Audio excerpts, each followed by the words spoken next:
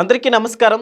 The week అనే magazine పై ఇప్పుడు మంత్రి నారా లోకేష్ గారి ఫోటో అయితే వేయటం జరిగింది. అంతేకాదు నారా లోకేష్ గారి గురించి కొన్ని వ్యాఖ్యలు కూడా రాయటం జరిగింది. వాటి గురించి ఒకసారి డీటెయిల్గా తెలుసుకునే ప్రయత్నం చేద్దాం. ప్రస్తుతం స్టూడియోలో జర్నలిస్ట్ జగదేవ్ గారు ఉన్నారు. వెల్కమ్ చెప్దాం. Hello sir. సార్, దీన్ని ఎలా చూడొచ్చు అంటారు? నిజంగానే చీఫ్ అనే చెప్పాలి కదా? ఆ చీఫ్ ఆఫ్ జాబ్ క్రియేటర్ అని cover page IT minister Lokesh అని రాసింది. అది దాంతో పాటు మ్యాటర్ కూడా ఏంటంటే, హైదరాబాద్ కి ఏదైతే జాబ్ క్రియేటర్ ఐటీ హబ్ గా మార్చడానికి కీలకంగా చంద్రబాబు నాయుడు గారు మారారో, ఇప్పుడు వాళ్ళ తనయుడు లోకేష్ ఆ విధంగా అమరావతిని కానీ వైజాగ్ని కానీ అలా చేయడానికి కీలక భూమిక పోషించారు అనే దాని కవర్ స్టోరీ. అంటే నిజంగా లోకేష్ గారు తనను తాను మలుచుకున్న వైనం, తనను తాను తీర్చిదిద్దుకున్న వైనం చూస్తే చాలా ఆశ్చర్యంగా అనిపిస్తుంది. కరోనా ముందు నారా లోకేష్ ఎలా ఉన్నారు, ఆఫ్టర్ కరోనా నారా లోకేష్ ఎలా మారారు, మీరు ఒక్కసారి అబ్జర్వ్ చేయండి. స్వయంగా ఆయనే చాలా ఇంట్రెస్ట్ లో చెప్పారు, because of his better of. అతని యొక్క శ్రీమతి నారా బ్రాహ్మణి గారు కరోనా టైంలో అందరూ ఇంటి పట్టునే ఉన్నాం. సో ఆ టైంలో లేదు, మీరు ఒక ప్రజల్లోకి వెళ్ళబోయే, రేపు ప్రజల మధ్యలో ఉండబోయే, ప్రజల కోసం తిరుగుతూ ఉండే ఒక యువ నాయకుడిగా మీరు మారబోతున్నారు. దానికోసం మీరు ఏం చేయగలరు అనేలాగా తన డైట్, ఆహారపు అలవాట్లు, నిద్ర దగ్గర నుంచి, బుక్స్ చదివే దగ్గర నుంచి, మాట్లాడే విధానాల గురించి అన్నీ ఒక్కొక్కటిగా సజెస్ట్ చేస్తూ చేంజ్ చేస్తూ వచ్చి ఈయన కూడా దాన్ని ఆకలింపు చేసుకున్నాడు, చేంజ్ అయ్యాడు. 2019 నుంచి 24 మధ్యలో జగన్మోహన్ రెడ్డి గారు ప్రభుత్వం ఉన్నప్పుడు కరోనా వరకు, అంటే 19, 20, 21 వరకు కూడా ఆయనకు పప్పు, ఆయనకు మాట్లాడడం చేత కాదు, ఆయన తండ్రి ముఖ్యమంత్రి కాకపోతే, ఆయన తండ్రి ఒక పార్టీకి అధ్యక్షుడు కాకపోతే ఈయన ఒక కార్యకర్తగా కూడా పనికిరాడు, మాట్లాడడం చేత కాదు అని రకరకాల ఎన్ని ట్రోల్సేలు అన్నీ చేశారు. ఆఖరికి లోకేష్ గారు కన్న తల్లిని కూడా విడిచిపెట్టలేదు. అసెంబ్లీ సాక్షిగా అవమానం జరిగింది. మీకు ఎవరైనా మీరు మీ మదర్ అంటే ఊరుకుంటారండి? ఎవరు మన తోటి ఫ్రెండ్ని ఏమనంటేనే మనం ఊరుకోం. కానీ ఎంత సంయమనం పాటించాడు, ఎంత చాకచక్యంగా కౌంటర్లు వేశాడు. ఒకసారి ఒక కౌంటర్లో ఆయన ఆడంగోడు టైపు ఆయనే మాట్లాడతాడని చెప్పి ఈ మాజీ మంత్రి రోజా గారు ఒక కామెంట్ చేశారు, లోకేష్కి నేను చీర పంపిస్తాను, పంపించి తల్లి, నా ఆడబిడ్డగా నువ్వు పంపిస్తున్నావు, నేను తీసుకుంటాను ఖచ్చితంగా.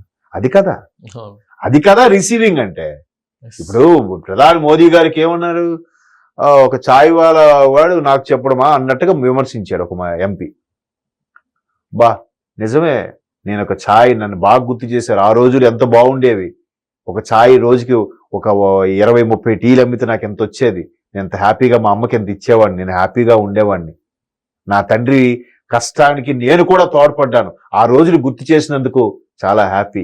అండ్ మోర్ ఓవర్ ఒక ఛాయ్ వాలా వాడు ఈ రోజు భారత ప్రధాని అయ్యాడంటే అది the credit goes to BJP party. కానీ ఎంత చాకచక్యంగా చెప్పాడు. సేమ్ స్టోరీ అబ్రహం లింకన్ గారికి కూడా అదే జరిగిందంట. అబ్రహం లింకన్ ఏమన్నారు, ఒక ప్రెసిడెంట్ అయిన తర్వాత ఒక ఎంటర్ప్రీనర్స్ సంబంధించిన బిజినెస్ సభలో మాట్లాడుతుంటే ఒకడు లేచి, అంటే పొగరుతో అమెరికన్ సిటిజన్ అన్నాడంట, లింకన్ మీరు, మీ ఫాదర్ ఒక చెప్పులు కుట్టేవాడు కదా, షూస్ కుట్టేవాడు కదా, మీ ఫాదరు నా షూస్ కుట్టేవారు అనేసి అన్నాడంట. అని చెప్పి ఒక వెటకారంగా, అంటే నువ్వు ఒక ఆఫ్టర్ ఆల్ చెప్పులు కుట్టేవాడు కొడుకు కదా అని మాట్లాడితే ఈయన ఒక్కసారి కాసేపు సైలెంట్ గా ఉండిపోయి, అంటే అవమానకరంగా ఒక అమెరికా లాంటి దేశానికి ప్రెసిడెంట్ గా ఉన్న లింకన్ ని ఆ మాట అన్నాడంట. అంటే ఆయన ఒక్కసారి కాసేపు మౌనం వహించి, very thankful to you sir, మీరు ఈ సందర్భంగా ఈ సభ, ఇంతమంది పెద్ద మనుషులు ఉన్న ఈ సభలో నా తండ్రిని గుర్తు చేశారు, నాకు నా తండ్రి పేరు నీకు సందర్భంగా నేను చెప్పుకుంటున్నా. నా తండ్రి షూ ఎంత బాగా కుట్టేవాడంటే, మీరిచ్చే కొలతలు తీసుకుంటే ఏకదం ఫిట్ అయ్యేది మీ కాలుకి, అంత పర్ఫెక్ట్ గా, అంత చక్కగా పనిచేస్తాడు నా తండ్రి. అటువంటి తండ్రిని నాకు గుర్తు చేశారు సభా వేదికగా, మీకు థ్యాంక్స్ అన్నాడట. అది రివర్స్ లో ఒక్కసారి ముఖం తెల్లబోయి కూర్చున్నాడంట ఆ ఎంటర్ప్రీనర్. అలాగే ఇక్కడ లోకేష్ గారు కానీ, అక్కడ మోదీ గారిలో కానీ ఎంత రిసీవింగ్, అది రాజకీయాలు అది రావాలి, ఫీల్ అయిపోయి ముఖం చాటేసేసి ఆ చుసు అనుకొని మాట్లాడడం రాక ఆ పేపర్ పెట్టుకొని చూసి మాట్లాడడం కాదు కదా. యువగలం పాదయాత్రకి వెళ్ళాడంట ఆయన. అడుగడుగున కుర్రోళ్ళని, యువతని, నాయకుల్ని అందరినీ కలుపుకుపోయాడు, సీనియర్ని, జూనియర్ని. ఆ కలుపుకుపోతున్నప్పుడే వైసీపీ నెక్స్ట్ రాదని తెలిసే వైసీపీలో ఉన్న చాలా మంది హేమాహేమీలు తెర వెనుక లోకేష్ గారి యొక్క టీం ఉంటుంది కదా, ఆ టీమును కలిసి ఆయా ఊర్లో వాళ్ళు వెళ్తున్నప్పుడు నెక్స్ట్ వైసీపీ ఎలాగూ రాదు, లోకేష్ బాబుకి చెప్పి మాకు కొంచెం టీడీపీకి ఫేవర్గా చేయమని మేము నెక్స్ట్ టీడీపీలోకి వచ్చేస్తామని కూడా మాట్లాడాను. అది కదా నాయుడికి అట్రాక్షన్. ఒక నాయకుడికి ఉండాల్సిన అట్రాక్షన్ అది. ఎక్కడికి వెళ్ళినా వెంటనే బుక్ తీసేవాడు. ఏంటి మీ సమస్య తల్లి, నేను రాసుకుంటున్నాను, ఒకవేళ నేను మర్చిపోయినా మీరు నాకు గుర్తు చేయండి, మన ప్రభుత్వం వచ్చాక మీకు సార్ట్అవుట్ చేస్తాను. అలాగా ఒక్కొక్కటిగా సార్ట్అవుట్ చేస్తున్నాడు. దాంతో పాటు రెడ్ బుక్ కూడా మెయింటైన్ చేస్తున్నాడు. మొన్న విదేశాలకు వెళ్ళినప్పుడు అదే చెప్పాడు, బ్రదర్ నేను అందరూ సార్ ఎప్పుడు రెడ్ బుక్, ఎప్పుడు మీరు చాలా పేజీలు వదిలేశారు మీరు అని. నేనేం వదలలేదు బ్రదర్, ఇంకా 2-3 పేజీలు అయ్యాయి రెడ్ బుక్ లో, ఇంకా చాలా పేజీలు ఉన్నాయి.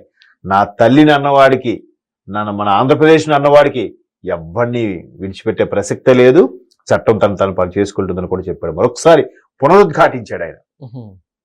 సో ఇప్పుడు జగన్మోహన్ రెడ్డి గారు ముఖ్యమంత్రిగా ఉన్నప్పుడే ప్రధాని మోదీని కలవడానికి వెళ్తే ఒక్కోసారి అపాయింట్మెంట్ దొరికేది కాదు, వెనక్కి తిరిగి వచ్చేసేవాడు ఈయన. ఒకసారి లాస్ట్ లో చూసాము 23లో ఎప్పుడో. బట్ ఈయన ఇప్పుడు వెళ్ళినా ఒక మంత్రిగా ఉండి లోకేష్ వెళ్తే ఇప్పుడు మోదీ గారు ఎలా కొలుస్తున్నారండి, అమిత్ షా గారు ఎలా కొలుస్తున్నారండి? అది కాదు లోకేష్ టాలెంట్, అది కాదు లోకేష్ చరిష్మా అనుకోండి. నవ్విన నాపచేనే పండుతుంది అన్నట్టుగా ఎంత ట్రోల్స్ చేశారో, ఆయన కన్న తల్లిని, ఆయన బాడీని అన్నిటి షేమ్ చేశారో, ఇప్పుడు గోడకు కొన్ని బంతిలాగా ఎవరి నోటి విన్నా లోకేష్ మేడం. అవునా? మొన్న ఒక మిత్రుడు చెప్తున్నాడు, పేరు అనవసరం, అంతకుముందు అదే మా మంగళగిరిలో వేరే మంత్రి గారు ఎవరు వచ్చి వెళ్ళారట. ఆయన వచ్చినప్పుడు వచ్చే ఆ ప్రజాదరణ లోకేష్ గారు వచ్చేసరికి రెట్టింపులోకి వెళ్ళిపోయిందంట. ఒక 3 కిలోమీటర్ల వరకు ట్రాఫిక్ జామ్ అయిందంట. అది ఎలా వస్తారండి? ఏ వ్యక్తి అయితే నాయకుడిగా నమ్ముతారో, ఏ వ్యక్తి ఈ వ్యక్తికి చెప్తే మన పని అవుతుంది, ఈ వ్యక్తికి చెప్తే ఇప్పుడు కాదు 3 నెలల తర్వాత నా పని కంప్లీట్ అవుతుంది, ఆ వ్యక్తే లోకేష్. ఇప్పుడు ఎక్కడికి వెళ్ళినా ఆయన ఏం చేస్తున్నాడు? పైగా స్టాన్ఫోర్డ్ యూనివర్సిటీ లాంటి యూనివర్సిటీలో చదువుకున్నాడు. ఆ యాక్సెంట్ ఎక్కడికి వెళ్ళినా ఏం చేస్తున్నాడు? ఏదో విహారయాత్రకు వెళ్ళట్లే, వెళ్తే అక్కడ ప్రవాసాంధ్రులు ఎవరున్నారు, ఆంధ్రప్రదేశ్ నుంచి కానీ తెలంగాణ నుంచి కానీ మన తెలుగు వాళ్ళు ఎవరు ఎక్కడ స్థిరపడ్డారు, ముందు వాళ్ళతో మీటింగ్ పెడుతున్నాడు. పెట్టి బాబు మీరు ఏ కంపెనీలో దిగ్గజాలుగా పనిచేస్తున్నారు, ఏ కంపెనీలో సీఈఓగా ఉన్నారు, ఏ కంపెనీలో వైస్ ప్రెసిడెంట్ గా ఉన్నారు, మీరు మీ కంపెనీ తరపున మన అమరావతిలో కానీ వైజాగ్లో కానీ లేదంటే అనంతపూర్ కర్నూలు మధ్యలో కానీ మీరు ఎక్కడ కంపెనీ పెట్టించగలుగుతారా, మీకు బ్రాంచ్ లాని పెడతారా, మీరు పెట్టండి, మీకు కావాలంటే చేస్తాం. Single page document, speed of doing business. అదే కదా నినాదం చంద్రబాబు నాయుడు గారు ఇచ్చింది. 2047 ఒకటి, స్పీడ్ ఆఫ్ డూయింగ్ బిజినెస్. వికసిత భారత్ లో ఇది ముందుకు వెళ్దామని. డూయింగ్ బిజినెస్ ఫాస్ట్ గా స్పీడ్ ఆఫ్ డూయింగ్ బిజినెస్. మీకేం కావాలి చెప్పండి, ల్యాండ్, మీకేం కావాలి, వాటర్ వండర్లు, ఇంకేం కావాలి, సింగిల్ పేజ్ డాక్యుమెంట్, MOL చేసుకుందాం, ఇమీడియట్ పని స్టార్ట్ చేయండి. అది కదా. అలా పథకాలు అన్ని పెట్టే బదులు ఇది ఎవరి కాలు మీద నిలబెట్టేలా చేస్తే ఇంకా పథకాలు ఎందుకు అవసరం లేదు వాడికి. ఎవరు లైఫ్ లాంగ్ వీడి పేరు చెప్పుకుంటాడు కదా, మా కాలు మీద మేము నిలబడుతున్నారా, గవర్నమెంట్ తో సంబంధం లేదు, ఆ చిల్లర వాటితో పట్టించుకునే అవసరం లేదు. అది నాయకుడి లక్షణం. అదే వీక్ వేసాడు. వీళ్ళు డబ్బులు ఇచ్చి ఏమి వేయించుకోలే. పైగా వీక్ అనేది వీళ్ళు రేపొద్దున మిగతా తెలుగులో ఉన్న పేపర్ లాగా చేస్తారేమో, వీళ్ళ సొంత పత్రిక ఏం కాదు అది. కాబట్టి మీరు ఎంక్వైరీ, కానీ మీ టాలెంట్ ఉపయోగించి మీరు డబ్బులు ఇచ్చి వేయించుకోండి, కావాలంటే డబ్బులు ఇచ్చి వేయించుకుంటారేమో కదా. అది చెప్పక్కర్లేదు, వస్తుంది. ఒక్కొక్క ఆ కష్టపడే తత్వము ప్రజల్లోనే ఉండడము, ఆ నాయకత్వ లక్షణం పుణికి పుచ్చుకోవడము, ఏజ్ కూడా ఇటు యువత కన్నా కొంచెం ఎక్కువ, అటు సీనియర్స్ కన్నా తక్కువ, ఆ మధ్యలో ఉండడం, ఆ బ్యాలెన్స్ చేయగలుగుతున్నాడు ఆయన. అది కదా. సో నిజంగా హ్యాట్స్ ఆఫ్ లోకేష్ గారు. Okay sir, thank you.